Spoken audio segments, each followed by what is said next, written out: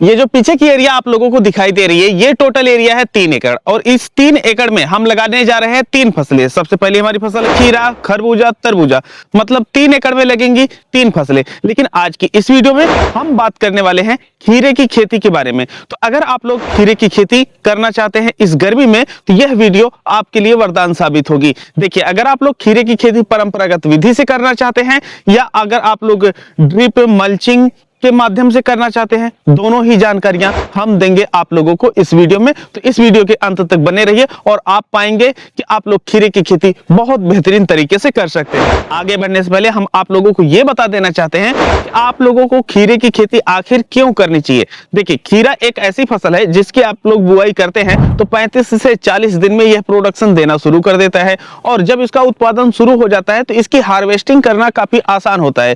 अगर आप लोग छोटे छोटे खीरे की भी बात करें तो 4 से 5 खीरा 1 किलो पे चढ़ जाता है, जिसकी वजह से जब आप लोग खीरे की तोड़ाई करके मार्केट लेकर के जाते हैं तो इसका जो तोड़ाई का खर्चा आता है यह काफी ज्यादा कम आता है। आप ये सोचेंगे कि भाई मैं तोड़ाई का महत्व इतना ज्यादा क्यों दे रहा हूं। देखिए, अगर आप लोग मिर्चा की तोड़ाई कर रहे हैं, मटर की तोड़ाई कर रहे हैं तो किलो पीछे जो तोड़ाई का खर्चा आता है यह 5 रुपए से लेकर के 8 रुपए प्रति केजी तक आ जाता है। वहीं पर खीरा जो होता है एक व्यक्ति एक दिन में 5-6 क्विंटल तोड़ाई करके आराम से रख सकता है। तो इस वजह से यह काफी ज्यादा मायने रखता है कि जो तोड़ाई का खर्चा है यह कम आना चाहिए। और तीसरी चीज यह है कि गर्मियों के मौसम में अगर आप लोग खीरा की खेती करते हैं तो इसकी बिक्री में समस्या नहीं होती है, जिसकी वजह से आप लोगों को एक अच्छा प्रॉफिट देखने को मिल जाता है। आगे बढ़ने से पहले आप लोगों के लिए एक जरूरी सूचना। देखिए, आप लोग जैविक खेती कर रहे हैं या रासायनिक खेती कर रहे हैं। रासायनिक खेती करते हैं तो लागत आपकी दिन ब दिन बढ़ती जा रही है और जो कीट पतंग है यह ज्यादा मजबूत होते जा रहे हैं। वहीं पर जब आप लोग जैविक खेती करते हैं तो पर्याप्त जानकारी ना होने की वजह से आपकी जो फसलें हैं यह उत्पादन कम देती हैं। तो इन्हीं समस्याओं को ध्यान में रखते हुए हमने एक किताब लिखी है जिसमें 101 प्रकार के जैविक उर्वरक, कीटनाशक, फंगिसाइड और यांत्रिक तरीके घास निकालने के और कीटों को नियंत्रित करने के, यह सभी चीजें बताए हुए हैं। यह किताब आप लोगों को 101 रुपए में मिलती है जो कि हिंदी और अंग्रेजी दोनों में उपलब्ध है। मतलब एक टॉफी से भी कम कीमत में आप लोग एक नई चीज बनाना और उसे खेतों में उपयोग करना या अगर आप लोग उसका बिजनेस करना चाहें तो वह भी कर सकते हैं। यह किताब खरीदने के लिए दिए गए नंबर पे 101 रुपए का पेमेंट कर दीजिए और पेमेंट का स्क्रीनशॉट व्हाट्सएप कर दीजिए और यह किताब तुरंत आप लोगों को मिल जाएगी। किताब डिजिटल या पीडीएफ फॉर्मेट में आप लोगों को देखने को मिलती है। जब भी हम कोई फसल लगाने जाते हैं तो हम ये देखते हैं कि हमें उसे कब लगाना चाहिए कि हमें मार्केट में अच्छा रेट देखने को मिल जाए। तो देखिए, जो ये फसल है इसे आप लोग फरवरी और मार्च के बीच में लगा सकते हैं और यह मध्यम में लगाया जाता है। अगर आप लोग अगेती करना चाहते हैं तो आप लोगों को नवंबर से शुरुआत करनी चाहिए। लेकिन अगर आप लोग नए किसान हैं तो आप लोगों को फरवरी और मार्च के बीच में ही लगाना चाहिए। कारण यह है कि अगर आप लोग बहुत ज्यादा अगेती लगाएंगे तो यह गर्मी की फसल है तो ठंडी में अच्छे से देख रेख नहीं कर पाएंगे, जिसकी वजह से आपको घाटा हो जाता है। तो पहले आप लोगों को कोई भी फसल मौसम में लगानी चाहिए और उसके बाद जाकर के उसे एडवांस में आप अगेती लगा सकते हैं, तब जाकर के आप उसमें सरवाइव कर पाएंगे और आप लोगों को बेहतर मुनाफा मिलेगा। हम लोग पुराने किसान हैं, कई सालों से इसकी खेती करते हुए आ रहे हैं, तो हम लोगों के पास पर्याप्त अनुभव होता है कि ठंडियों के दौरान गर्मी वाली फसलों की देखरेख कैसे कर सकते हैं।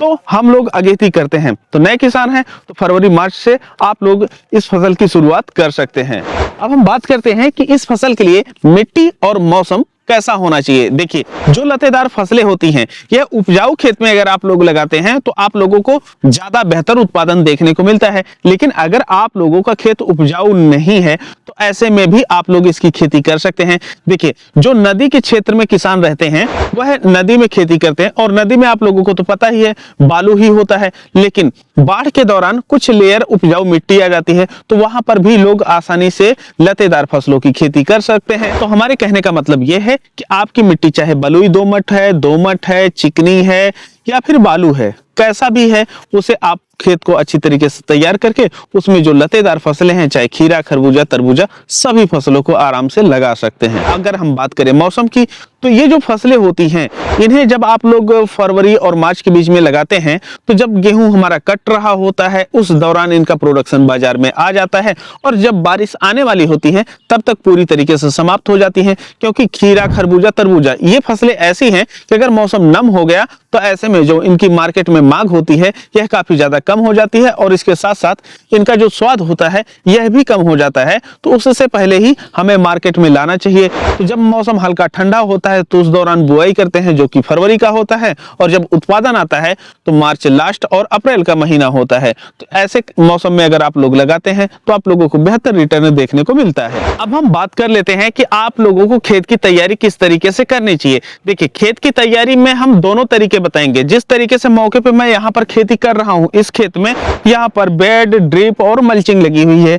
लेकिन हमारे जिस खेत में बेड, ड्रिप, मल्चिंग नहीं लगी है, वहां पर मैं परंपरागत विधि से खेती करता हूं, तो वह भी तरीका आप लोगों को बताऊंगा। लेकिन सबसे पहले हम खेत की तैयारी को लेकर के बात करते हैं। हम ऐसा मान के चलते हैं कि आपका खेत पूरी तरीके से खाली है और अब आप लोगों को उसमें जुताई करना है। तो देखिए, अगर खेत में नमी नहीं है तो ऐसे में क्या है कि एक बार सिंचाई कर देनी चाहिए, क्योंकि अगर खेत में नमी होती है तो जो हमारा ट्रैक्टर होता है वह अच्छी तरीके से जुताई कर पाता है और हमारा जो खेत होता है यह अच्छी तरीके से तैयार हो जाता है। अगर नमी नहीं रहती है तब हम खेत तैयार करने जाते हैं तो ऐसे में ट्रैक्टर के जो हल होते हैं यह अच्छे से परफॉर्म नहीं करते हैं, जिसकी वजह से जो हमारा खेत होता है यह अच्छे से तैयार नहीं हो पाता है। तो इस चीज का ध्यान रखना चाहिए। लेकिन अगर समय नहीं है तो आप नॉर्मली, नमी नहीं है तब भी खेत की तैयारी शुरू कर सकते हैं।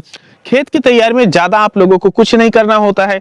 एक बार कल्टीवेटर या हैरो की सहायता से आप लोग जुताई कर दीजिए और उसके बाद जो आपका रूटावेटर होता है उसकी सहायता से आप लोगों को खेत को एकदम समतल और भुरभुरा बना देना चाहिए।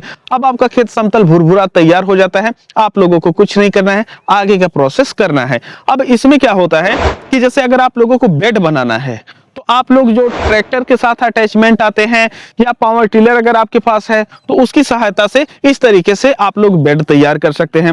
अब जो बेड की चौड़ाई है यह आप लोग 3 फीट से लेकर के 4 फीट के बीच में रख सकते हैं और एक लाइन से दूसरी लाइन के बीच में जो आप लोगों को दूरी रखनी चाहिए यह तकरीबन आप लोगों को 6 फीट से लेकर के 8 फीट के बीच में रखनी चाहिए। यह दूरी हो जाती है, बीच में लगभग 1.5 से 2 फीट आप लोग आने जाने के लिए रास्ता छोड़ दीजिए। तो इस तरीके से जो आपका बेड होता है यह निर्धारित हो जाता है कि इतना लंबा चौड़ा आप लोगों को बनाना होता है। अब उसके बाद आपको करना यह है कि जब आप लोग बेड बना रहे हैं तो बेड बनाने के पश्चात जो आपके पास फर्टिलाइजर होते हैं वह देना चाहिए। अब जो फर्टिलाइजर है इसमें कौन से फर्टिलाइजर दे सकते हैं? देखिए, अगर हम बात करें एनपीके 12-32-16 तो एनपीके 12-32-16 जो होता है इसे आप लोग 80 केजी प्रति एकड़ के हिसाब से ले लीजिए और जो आपके बेड बने हुए हैं उन पर छिड़क दीजिए। और छिड़कने के बाद और जो आपका ड्रिप का पाइप होता है यह बिछा दीजिए और उसके बाद जो आपका मल्चिंग कवर है इसको इस तरीके से डाल दीजिए। अब जब इस तरीके से डाल देते हैं तो आपका खेत पूरी तरीके से तैयार हो जाता है। अब आप लोग यहाँ पर बुआई कर सकते हैं। लेकिन ज्यादातर किसानों के पास ड्रिप, मल्चिंग, बेड का सिस्टम नहीं होता है, वह लोग परंपरागत विधि से खेती करना चाहते हैं। तो इसके लिए जहां पर आप लोग बेड तैयार करना शुरू किए हैं खेत की तैयारी के बाद, तो सेम इतनी ही दूरी पे सब कुछ करते हुए इतनी ही दूरी पे यहाँ पर आप लोगों को नाली बना देना है। अब जब आप लोग नाली बनाते हैं तो जो मेड़ नाली की होती है उसके किनारे पे या नाली के बीच में आप लोग बुआई कर सकते हैं। और बुआई करने के पश्चात आप लोग अगर प्रयोग करना चाहें तो पेंडामेथिलिन 30% इसी जो होता है 100 ml प्रति 15 लीटर पानी मिला करके स्प्रे कर दीजिए, जिसकी वजह से परंपरागत विधि में खरपतवार काफी कम उगते हैं और उसे संभालना काफी ज्यादा आसान हो जाता है। और जो खाद हम एनपीके आप लोगों को बताए हैं यहाँ पर बेड में डालने के लिए, वही आप लोगों को नाली बनाने से पहले वहां पर डाल देना होता है। तो जब आप लोग नाली बनाते हैं तो आपकी जो खाद होती है यह मेड़ में चली जाती है। तो इस तरीके से आप लोग चाहे परंपरागत विधि हो या आपकी ड्रिप मल्चिंग बेड मेथड हो, इस तरीके से दोनों की खेत की तैयारी आप लोग कर सकते हैं। यहाँ पर ज्यादातर किसानों की निगाहें होंगी मल्चिंग को लेकर के कि मल्चिंग के बारे में भी हमको जानकारी दीजिए। तो देखिए, हम आप लोगों को बताते चले कि हम यहाँ पर जो मल्चिंग प्रयोग कर रहे हैं अपने खीरे, खरबूजे और तरबूजे की फसल में, यह है 25 माइक्रोन की। क्योंकि जो 3 महीने से 4-5 महीने की फसलें होती हैं इनके लिए आपको ज्यादा से ज्यादा 25 माइक्रोन की जो आती है यही मल्चिंग प्रयोग करनी चाहिए। अब ये जो मल्चिंग हमारी है यह 4 फीट चौड़ी है और यह टोटल एक जो इसका रोल आता है यह 400 मीटर टोटल लंबा है, जिसकी वजह से जब आप लोग बिछाते हैं तो आप देख लीजिए कितनी कितनी दूरी पे लाइन बना रहे हैं, कितना टोटल आपकी लंबाई बन रही है। तो उस हिसाब से एक बंडल में 400 मीटर 4 फुट चौड़ी। और जो हमें ये इसका रेट पड़ा था यह तकरीबन 1600 रुपए पड़ गया था। मार्केट में अलग अलग प्रकार की कंपनियां हैं जो कि आप लोगों को 16, 17 या 1800 के रूप में एक बंडल देती हैं। तो आप लोग उसी हिसाब से देख करके डिसाइड कर सकते हैं। और अगर 3 महीने की फसलें हैं तो आप लोगों को 25 माइक्रोन के साथ जाना चाहिए। अगर आप लोग इस फसल के बाद भी कोई फसल और लगाना चाहते हैं तो आप लोग अपने माइक्रोन को बढ़ा सकते हैं। कुछ किसान होते हैं कि सेम यही जो बेड बना हुआ है इसी में हल्का सा यहाँ पर निराई गुड़ाई करके दूसरी फसल लगाते हैं। तब की परिस्थिति में आपको माइक्रोन की साइज बढ़ानी चाहिए, अदरवाइज आप लोगों को बढ़ाने की आवश्यकता नहीं होती है। देखिए, दोनों ही विधियों में हमने आप लोगों को बताया कि जो लाइन से लाइन या बेड से बेड या नाली से नाली की दूरी आप लोगों को रखनी है यह तकरीबन 6 फीट से लेकर के 8 फीट रखी जाती है। अब ऐसा इस वजह से किया जाता है कि आपका खीरा, खरबूजा और तरबूजा यह जो पौधे होते हैं इनकी जो लताएं होती हैं यह ज्यादा दूर तक विकास नहीं करती हैं। अपेक्षाकृत कद्दू है, आपका लौकी है, तो जो कद्दू, लौकी, करेला होता है इनकी जो लताएं होती है काफी दूर तक विकास करती हैं। तो जो उनकी दूरी होती है बढ़ा दी जाती है। लेकिन जब बात आती है खरबूजा, तरबूजा और खीरा की, यहाँ पर जो दूरी होती है लाइन से लाइन की यह कम रखी जाती है। अब हम मान के चलते हैं कि आप लोग परंपरागत विधि से खेती कर रहे हैं या ड्रिप मल्चिंग के साथ कर रहे हैं, तो इसमें लाइन तो निर्धारित हो गई है, लेकिन आप लोग अब इसे बुआई करने जा रहे हैं तो बुआई करते समय जो बीज से बीज की दूरी होती है यह आप लोगों को कितनी रखनी चाहिए? जो बीज से बीज की दूरी होती है वह लगभग आप लोगों को 1 फीट रखनी चाहिए, चाहे आपका खीरा हो, खरबूजा हो या तरबूजा हो। अगर आप लोग मल्चिंग किए हैं तो वहां पर जो होल करने वाला यंत्र आता है उसकी सहायता से इस तरीके से होल कर दीजिए, जैसा कि आप लोग वीडियो में देख पा रहे हैं। इसी तरीके से एक कप में आग जला दी जाती है और उसकी सहायता से हम लोग यहाँ पर रखते जाते हैं और इस तरीके से जो होल हैं यह होते जाते हैं। तो 1 फीट के आसपास हम यहाँ पर कर दिए हैं। अब उसके बाद जो हमारा बीज होता है कुछ इस तरीके से हम लोग यहाँ पर डाल करके दबा देते हैं। लेकिन बीज लगाने से पहले आप लोग एक चीज का ध्यान रखिए कि जो बीज होता है अगर आप लोग इसका जल्दी जमाव लेकर के आना चाहते हैं तो इसे 4 से 6 घंटे के लिए भिगो दीजिए। भिगोने के पश्चात जो चूल्हे की राख होती है उसमें हल्का सा मिक्स कर दीजिए। और जब आप लोग भिगोते हैं तो अगर आप लोग ट्रीट करना चाहते हैं, इसे मतलब बीज शोधन करना चाहते हैं, तो उसी दौरान जो आपका कार्बेंडाजिम मैंकोजेब 3 ग्राम प्रति लीटर पानी में मिक्स कर लीजिए, बीज को भिगो दीजिए और 4 से 6 घंटे बाद निकाल करके बीज पे हल्की सी राख मिक्स कर दीजिए ताकि बीज जो है हाथ में लिए हुए फिसले ना। तो आप लोग इस तरीके से बुआई का काम कर सकते हैं। अब जब आपका बुआई का काम संपन्न हो जाता है तो अगर आप लोग ड्रिप लगाए हुए हैं तो आप लोगों को एक चीज ध्यान देना चाहिए कि अगर नमी नहीं है तो हल्का सा ड्रिप आप लोग चला दीजिए ताकि नमी हो जाए। और वहीं पर आप लोग जब परंपरागत नाली मेथड से करते हैं तो उस दौरान क्या करते हैं, 2 तरीके होते हैं। एक तो भरपूर नमी है तो आप बुआई कर दीजिए, नमी खेत में नहीं है तो नालियों में पहले हल्का सा पानी लगा दीजिए।